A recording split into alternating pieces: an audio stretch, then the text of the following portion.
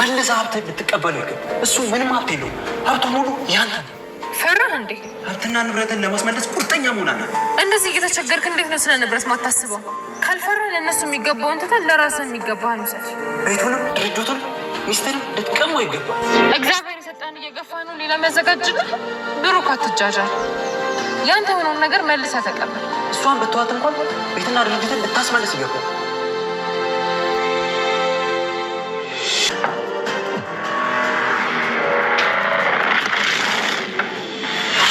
ምን አባ ፈልገህ ነው?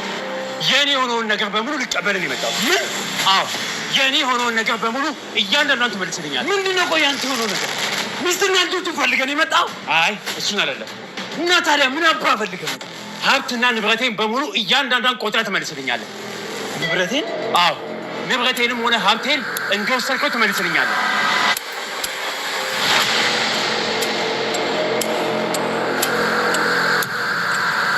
ተከስተ ገሎት የነበረው ሰው ብሩክ ሳይሆን ሌላ ሰው ነበር። ነገር ግን ልብሳቸው ስለሚመሳሰል ብቻ ነው። ታዲያ ሚኪ ባለው መሰረት ነበረ ተከታትሎ የገደለው። ይሄንን ነገር ደግሞ ያደረገችው ትርሲት ናት። እንግዲህ ትርሲት በለበሰው ልብስ ላይ ያው ይበርዳል በማለት መኪና ውስጥ ያገኘችውን የሚኪን ጃኬት እንካልበስ ብላ ሰጥታው ነበረ። ለዛ ነበረ የብሩክ ነፍስ የተረፈው ማለት ነው። በዛ ተመሳሳይ ልብስ ደግሞ የለበሰው ሌላ ሰው አግኝቶ ስለነበረ ተከስተ እሱ ነው ብሎ ነበረ ቀጥቅጦ የገደለው። ተከስተም እንግዲህ እንደ በፊቱ አሁንም ደግሞ አልገደልክም ይለኛል ብሎ ስላሰበ ሚኪን እንግዲህ ሬሳውን እንዳየው አድርጎታል ማለት ነው። ሚኪ ሬሳውን ካየው በኋላ እንግዲህ የብሩክ እንዳልሆነ ካረጋገጠ በኋላ የት እንዳለ ራሱ አያውቅም። በጣም ደንግጦ ነበረ። ከዛ ወደ ተከስተ ሄደው አሁንም ድጋሜ ተሳሳትክ፣ እንደው አንተ ምን ይሻልሃል? ሁልጊዜ አንድን ነገር አስተካክለ መፈጸም የማትችል ሰው ነክ ብሎ በጣም ተናዶበታል። ከዛም እንግዲህ በቦክስ ስለው ለምንድን ነው የምትመታኝ? ምን አድርጌህ ነው ብሎ ይጠይቀዋል ማለት ነው። አንተ አሁን ላይ ገድያለሁ ብለህ የምታስበው ሰው ብሩክ አይደለም፣ ሌላ ሰው ነው የገደልከው። ሁሌ እንደተሳሳት መቼ ሆን አንተ እኔ ያልኩህን ነገር በትክክል የምትፈጽመው? ለምንድን ነው ይሄ ሰውስ የማይሞተው የሚለው ነገር በጣም ጥያቄ ሆኖበት በጣምም ተበሳጭቶ ይሄ ነገር አሁን እንዴት ነው ማድረግ ያለብን ብሎ መወያየትም አልቻሉም። ምክንያቱም ተከስተ አጥፍተሃል፣ ስለዚህ ካሁን በኋላ ከፈለክ ሬሳውንም ቀቅለ መብላት ትችላለህ ብሎ ምንም አይነት መፍትሄ ሳይሰጠው እንግዲህ ጥሎት ሄዷል ማለት ነው። ተከስተን ሚኪ እንግዲህ የብሩክን ሀብትና ንብረት ለመውሰድ ምንም ያደርጋል ማለት ነው። እንግዲህ አሁንም እሱን ማጥፋት ነው ያለብን። አሁን ላይ ደግሞ የማስታወስ ችሎታው ተመልሶለታል። አንዳንድ ነገሮችን እያወቀን ያለው እኔ ጓደኛው እንደነበርኩ ትርሲትን እንደወሰድኩበትም አውቋል። ስለዚህ የሆነ መፍትሄ መፈለግ አለብን። እሱ ያለበት ቦታ ፈልገ ብቻ ጉድጓድም ገብተ ይሁን ብሩክን አንጠልጥለ ይዘ መምጣት አለብህ። እሱ ከዚህ ምድረ ገጽ ካልጠፋ እኔ ምንም ነገር ከሀብቱ ተከፋይ አልሆንም። የሱ የሆነው ነገር ደግሞ ከኔ እንዲያመልጥ አልፈልግም። እስከዛሬ ድረስም ወስጃለሁ፣ እንደወሰድኩት የኔ ሆኖ ይቀራል እያለ እንግዲህ በአንዱ ሀብት እየተዝናናና ተንደላቆ እየኖረ ነው ያለው።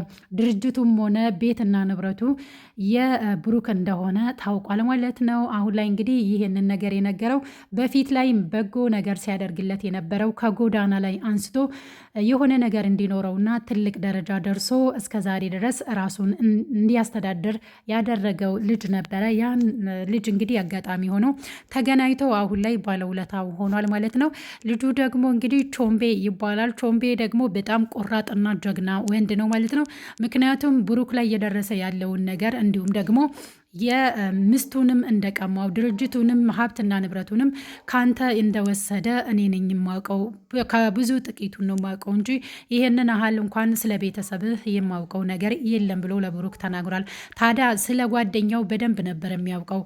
አሁን ላይ እኔ የሚያናድደኝና የሚያቃጥለኝ ነገር ቢኖር ያንተ ጓደኛ የነበረው ሚኪ ሀብትና ንብረትን ወስዶ እየተንደላቀቀበት እንደሚኖር ካወቅኩ በኋላ በጣም ነው የምበሳጨው። ታዲያ አንተ በህይወት መኖር በጣም ደስ ብሎኛል። እኔ እንደውም የምትተርፍ ራሱ አልመሰለኝም። የአደጋ የምትተርፍበት አደጋ አልነበረም። ስለዚህ እንኳንም በህይወት አገኘውክ፣ አንተ ባለውለታዬ ነህ ብሎ እንግዲህ ልብስም ገዝቶ ሰጥቶታል ማለት ነው። አሁን ላይ እንግዲህ መንገድ ላይ ያገኘውን ሰርቶ እንደሚተዳደርም ያውቃል ማለት ነው ቾምቤ። ብሩክ አሁን ላይ አደጋ ላይ እንደሆነና እንዲሁም ደግሞ ሚስቱን በጓደኛው እንደተቀማ ሀብትና ንብረቱን እንዲሁም ድርጅቱንም ጭምር በጓደኛው እንደተቀማ ነግሮታል ማለት ነው። ታዲያ ከብዙ ጥቂቱን ከነገረው በኋላ ወደ ከመኪና አደጋ አትርፈውት እስከዛሬ ድረስ በህይወት ያቆዩትን አባባና ሚጣ ጋርም ከሄደ በኋላ ተመሳሳይ የቾምቤን አይነት አስተሳሰብ ነበረ እነሱም ሲያስቡ የነበረው። ታዲያ በዛ ሰዓት ላይ እነሱም ሲሰጡት የነበረው ምክር እንዴት ይሄ ሊሆን ቻለ? ያንተ ጓደኛ እንዴት ምስትህን ሊያገባ ቻለ? ታዲያ ምስትህ ደግሞ ለምንድን ነው ጓደኛህን ያገባችው? እውነት ነውረኛ ሴት ናት። እንዴት እንደዚህ ታደርጋለች? ሀብትና ንብረትህንም እውነትም ቾምቤ እንዳለክ ማስመለስ አለብህ። ድርጅቱም ያንተ፣ ሀብትና ንብረትህም ቤትህም ያንተ ከሆነ ልጆችህም እንግዲህ አሁን ላይ እየተንከባከበ መሆኑን በምን እርግጠኛ ነህ? ስለዚህ እግዚአብሔር የሰጠህን ነገር እየገፋ ሌላ እግዚአብሔር ይሰጠኛል የምትለውን ነገር ብታቆም ይሻላል ብለዋለች ሚጣም። ታዲያ ሚጣ ያለችውንም ነገር አባባም ደግፈውታል ማለት ነው። አሁን ላይ እንግዲህ እሱም በቁርጠኝነት ተነስቷል። በስተመጨረሻ ላይም እንግዲህ ቆርጦ ወደ ሚኪ ቤት ገስግሶ ሄዷል። ከሚኪም ጋር ተፋጧል። ይህ በህልም ነው ማለትም ይከብዳል። በእውን ነው ወይ በህልም ነው ወደ ሚኪ ቤት የሄደው ብሩክ? ምክንያቱም ብሩክ ምስቴንና ልጆቼን እየተንከባከበን ያለው እኔ ብዙም ሀብትና ንብረት አላጓጓኝም ምስቴንና ልጆችን ደግሞ ተንከባክቦ ከያዘ እኔ ምን እፈልጋለሁ? ሀብትና ንብረት እንደሆነ ቀሪ ነው። ነገ ጠዋት እግዚአብሔር ምን እንደሚሰጠኝ አላውቅም። ስለዚህ ይህን ያህል ሀብትም ጉጉት ስለሌለኝ ምንም ችግር የለውም። ግን ለምንድን ነው በዚህ ልክ ችላ የምትለው? ብለው ሁሉም ተቆጥተውታል ማለት ነው።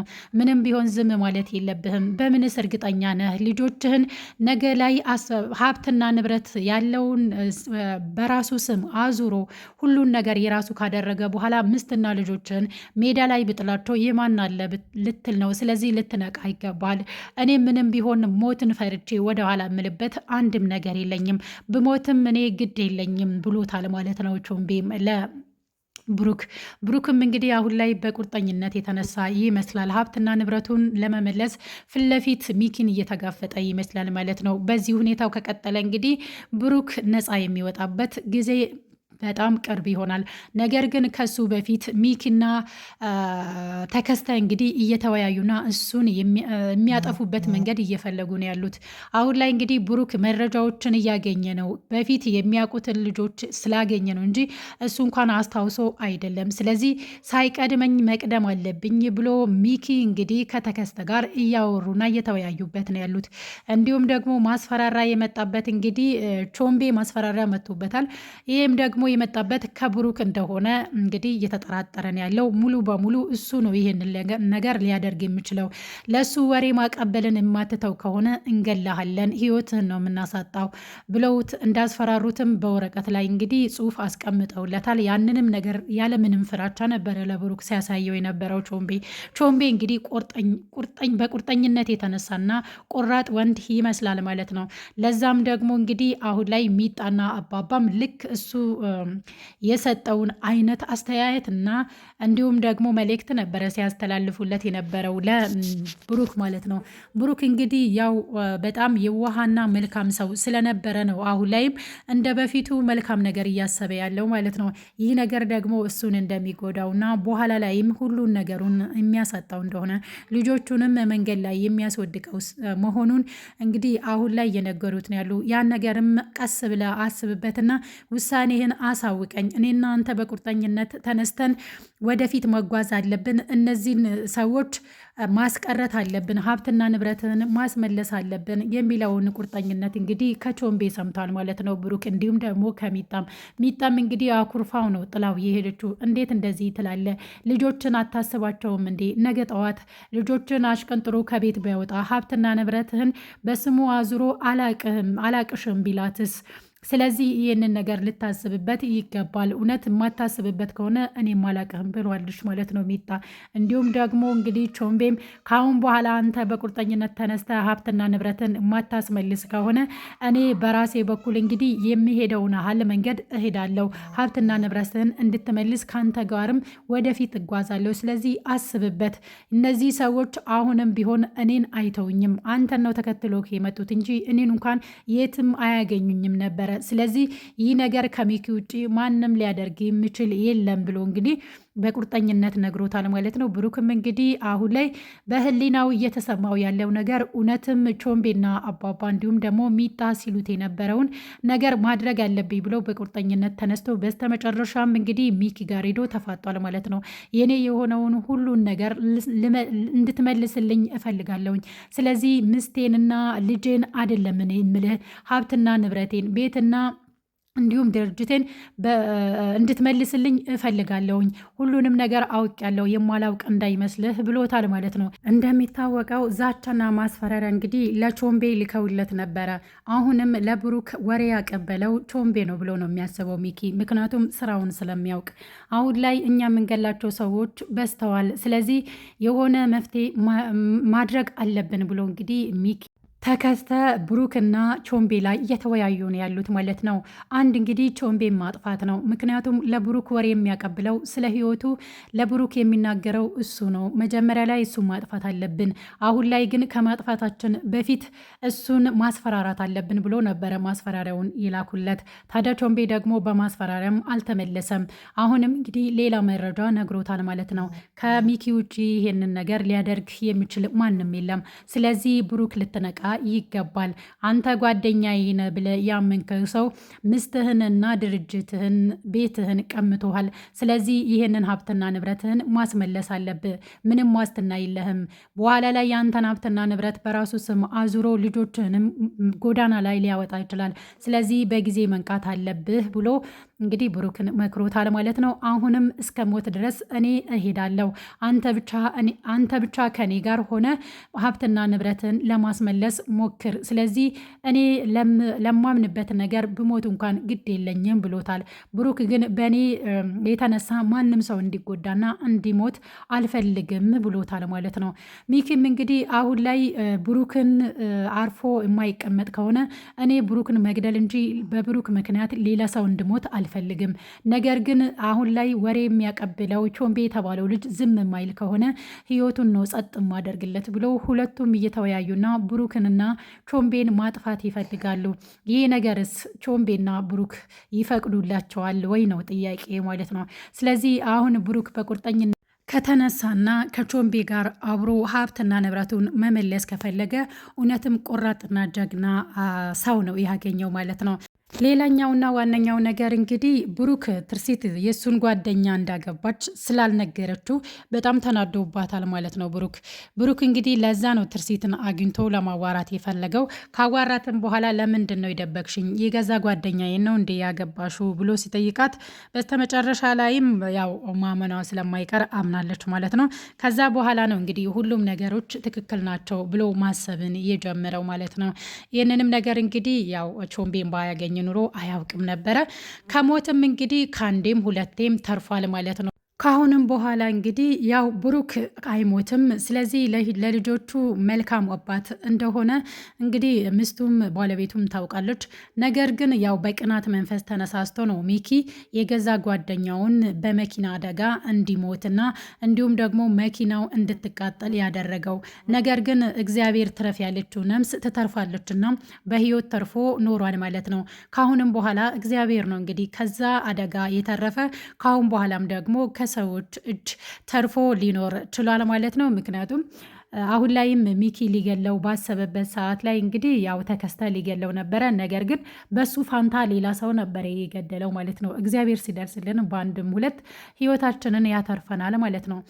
የሚኪና የተከስተ እንግዲህ ተንኮል የሆነ ጊዜ ላይ የሚጋለጥ ይሆናል። አሁን ላይ እንግዲህ ማንም ስልክ ሲያወሩ እንኳን አንድም ቀን ተይዘው አያውቁ ማለት ነው። እዛው ቤት ውስጥ ሆኖ ነው እንግዲህ ስልክ የሚያወራው ሚኪ።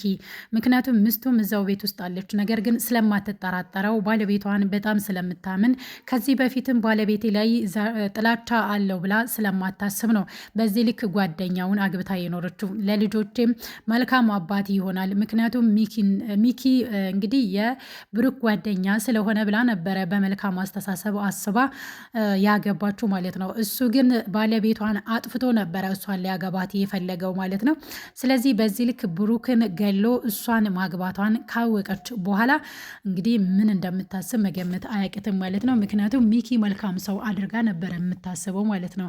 እንግዲህ ብሩክን የገደለው ለመግደል እንግዲህ የተነሳሳበትን ምክንያት አታውቅም ነበር። ነገር ግን እሱ አብሯቸው ሲኖር በጓደኝነት አብሯቸው ሲኖር እንዲሁም ደግሞ ቤት እንኳን ሲያሰሩ ከነሱ ጋር ነበረ። ነገር ግን ብሩክ ባሰራው ቤት ውስጥ ራሱ አንድ ክፍል ሰጥተውት አብሯቸው እንደሚኖር ነበረ የሚያሳየው ማለት ነው። እሱ ግን ውለታውን ረስቶ ሙሉ ለሙሉ ሀብትና ንብረቱን የራሱ አድርጎ ብሩክን ገሎ ከሚስቱ ጋር መኖር ነበረ እቅዱ ማለት ነው። ያ ነገር ደግሞ ተሳክቶለታል። ነገር ግን በስተመጨረሻ ላይ አሁን ፈተናዎች እየበዙበት ነው ያሉ። እንግዲህ ያው ሁለቱ የሚገለጡበት ጊዜ ይመጣል ብዬ አስባለሁኝ። ውድና የተከበራችሁ የቻናል ቤተሰቦች እንዴት ናችሁ? እኔ ያለው እግዚአብሔር ይመስገን። ለቻናል አዲስ ከሆናችሁ ሰብስክራይብ ማድረጋችሁን እንዳትረሱ ማለት ነው። ካያ ድራማ እንግዲህ ተወዳጅና ተከታታይ ድራማ ሆኗል ማለት ነው። በጣም አስተማሪ ድራማ ነው። ምክንያቱም አንዳንድ ጊዜ በጣም ምርጥ ጓደኛ አለን ብለን ስናስብ፣ ነገር ግን በተቃራኒው አስመሳይና ሀብትና ንብረታችን ወስዶ እንግዲህ ያው እኛን ለመግደል የሚነሳ አይነት ሰዎችም አሉ ብለን እንድናስብ ያደርገናል ማለት ነው። እውነት እኔ በራሴ በኩል በጣም የወደድኩት ድራማ ነው። ምክንያቱም በህይወታችን ውስጥ እንደዚህ አይነት ሰዎች አሉ፣ አስመሳይ ሰዎች እንዳሉ የሚያመለክት ድራማ ስለሆነ እኔ ወድጀዋለሁኝ። እናንተም ተመልካቾቼ ገብታችሁ ብታዩ አሪፍ ትምህርት ታገኙበታላችሁ ብዬ አስባለሁኝ። ስለተከታተላችሁኝ እጅግ አርጌ አመሰግናለሁ። አዳዲሶችም እንግዲህ ወደዚህ ቤት ከመጣችሁ ሰብስክራይብ ማድረጋችሁን እንዳትረሱ፣ ነባሮች ደግሞ ስለምታበረታቱኝ እጅግ አርጌ አመሰግናለሁ።